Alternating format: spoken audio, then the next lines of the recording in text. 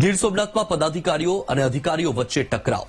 કોડીનાર પીએચસીની નવી મશીનરીના લોકાર્પણ અંગે આ ટકરાવ થયો છે. આમંત્રણ વગર કોડીનાર તાલુકા પંચાયત પ્રમુખ જીતુ પરમારે લોકાર્પણ કરી દીધું. વહીવટી તંત્ર દ્વારા લોકાર્પણ માટે સાંસદ ધારાસભ્યોને આમંત્રિત કરાયા હતા. આમંત્રણ પત્રિકામાં તાલુકા પંચાયત પ્રમુખનું નામ ગાયબ હતું. જીતુ પરમારનું નામ ન હોવાથી સ્થાનિક રાજકારણમાં ગરમાવો છે, પણ કલેક્ટર લોકાર્પણ કરે તે પહેલા જ તાલુકા પંચાયતના પ્રમુખે લોકાર્પણ કરી દીધું.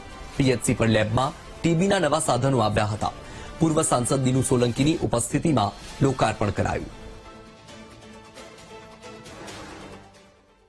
મૂળભૂત રીતે તો સામૂહિક આરોગ્ય કેન્દ્ર કોડીનારની અંદર ટીબીનું એક ટ્રુનાટ મશીનનું લોકાર્પણ કરવાનું હતું, જે સરકારશ્રીની ગ્રાન્ટમાંથી આવેલું છે.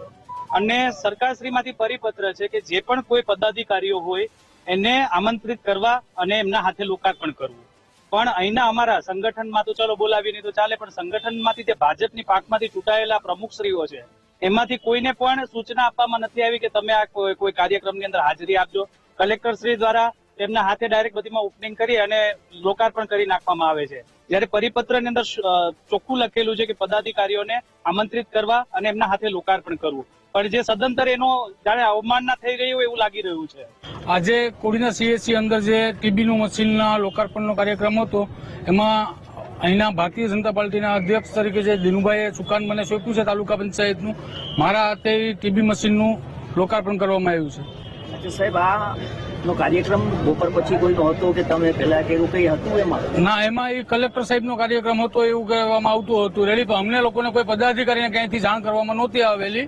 કરોડો રૂપિયાની સુવિધાઓના ઉદ્ઘાટન માત્ર ને માત્ર કલેક્ટરશ્રી કરે છે. નથી સંસદ સભ્યોને હાજર રાખવામાં આવતા, નથી ધારાસભ્યોને, નથી જિલ્લા પંચાયતના પ્રમુખને હાજર રાખવામાં આવતા. તાલુકા પંચાયત, જિલ્લા પંચાયતના કોઈ હોદ્દેદારોને જાણ સુદ્ધા નથી.